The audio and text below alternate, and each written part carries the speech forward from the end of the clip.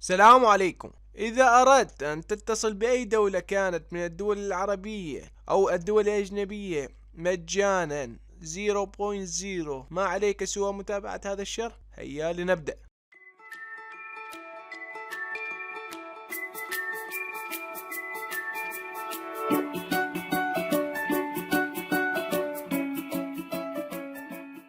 أوكي، نذهب ببداية الأمر إلى البرنامج تجدون رابطه أسفل الفيديو في الديسكريبشن. هذه واجهة البرنامج. عند الدخول إليه سيظهر لك هذا الأيقونة. بعد التفعيل تدخلون رقمكم الموبايل بحيث يختار رقم الدولة، وبعدين تدخلون رقم الموبايل سوف تصلكم رسالة إلى الرسائل الموجودة في موبايلك أو في الخط. بعد وصولك أو استلامك لهذه الرسالة تضغط أو تكتب الرمز الموجود للتأكيد. بعد إضافة رمز التأكيد سوف تظهر لك هذه الواجهة. أعزائي المشاهدين، البرنامج يحتاج إلى إنترنت لكي يعمل. هذه نقطة مهمة جدا. تكتبون أي رقم كما تلاحظون، أي رقم تريدونه. بعد كتابة أي رقم تتصلون بأي يعني بهذا الرقم الذي كتبتموه كما تلاحظون الآن في الريفيو. while we connect your phone call.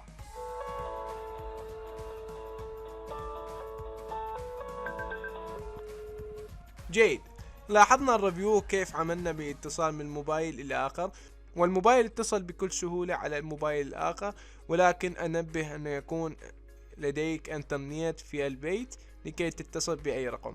طبعا للحصول على الرصيد تذهبون إلى الموري، ومن ثم كما تلاحظون أنا عندي تقريبا 20 سنت لإضافة رصيد مجاني. نذهب إلى هذه الأيقونة، ومن ثم يبدأ التحميل لديك عزيزي المشاهد.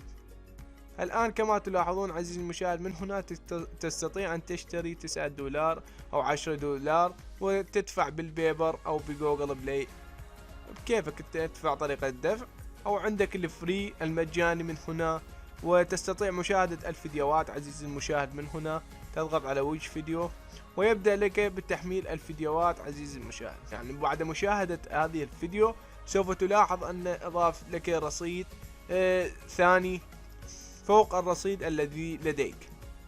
كما تلاحظون عزيزي المشاهد ظهر لنا هذا الإعلان.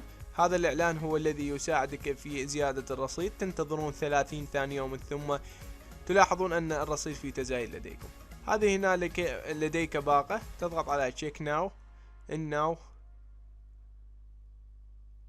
الآن كما تلاحظون راح يعطيني بعد إعلان ويصير الرصيد في استمرار متزايد لدي. طبعا أعتقد إلى هنا ينتهي شرحنا لهذا اليوم. كان معكم علي طارق الشمري. أتمنى أن استفدتم من هذا البرنامج. شكرا، لا تنسون بالضغط على لايك وسبسكرايب ومفضلة، وشكرا وفي ذات الله.